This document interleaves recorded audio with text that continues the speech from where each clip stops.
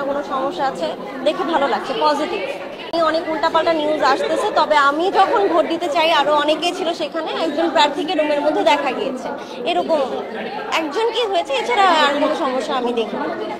কোন দল তো বলতে পারবো না, তবে আমি এতটুকু জানি সেই এজিএস নারী থেকে দাঁড়িয়েছে। আমি মাত্র এসেছি, আমার রুম থেকে মাত্র আসলাম, তো এসে যা দেখলাম এখানের অবস্থা স্থিতিশীল আমার চোখে, কিন্তু আমি অনলাইনে যেগুলো দেখছি, কালকে রাত থেকে দেখতেছি অনেক গুজব আছে, প্লাস অনেক কিছু হচ্ছে যেটা আমরা আর কি প্রমাণ দেখতে পাচ্ছি, এখানে আসলে অস্বীকার করার কিছু নাই। আবার একই সাথে এখানে স্থিতিশীল অবস্থা সেটাও দেখতে পাচ্ছি। তো ভোট যেহেতু সব মিলিয়েই হবে, সবকিছু আর কি মিক্সিং থাকবে, এখানে আসলে অন্য কিছু মানে সব যে একদম স্বচ্ছ বলবো এটাও আসলে বলার কোনো কারণ নেই, এটুকুই।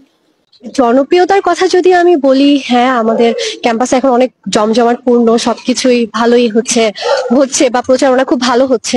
তো আমি যতদূর দেখেছি, আমার মতে ভিপি পদের ক্ষেত্রে উজ্জ্বল ভাইয়ের জনপ্রিয়তা আমি খুবই বেশি দেখেছি। ছাত্র দল এসে বলবে আমরা ভার্সিটির জন্য এটা করছি সেটা করছি, এত তো কথা দরকার নাই, শুধু স্টুডেন্টদের নিয়ে কথা বলুক, এখানে এত দল বা গ্রুপ কেন আসবে? 33 বছর পর জাকসু নির্বাচন হওয়ার কারণে জাকসু বিষয়টা কি এই বিষয়টা অনেকেই জানে না, কারণ আমাদের যে বয়স বর্তমান শিক্ষার্থীদের, তারা অনেকে কেউই আসলে 33 বছর আগে জন্মায়নি, বা তাদের অনেক শিক্ষকও তখন ছিলেন না। তো জানার একটা ঘাটতি রয়ে গিয়েছে যে জাকসু নির্বাচনটা আসলে কি।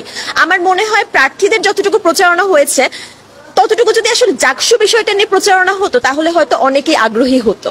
হ্যাঁ, প্রতি বছর না হলেও একটা নির্দিষ্ট সময় এবং মোটামুটি কম সময়ের ব্যবধানে যদি নির্বাচনটা অনুষ্ঠিত হয় তাহলে যেমন ক্ষমতার অপব্যবহারটা কমবে, পাশাপাশি আমি মনে করি স্বতঃস্ফূর্ত অংশগ্রহণটা নিশ্চিত হবে।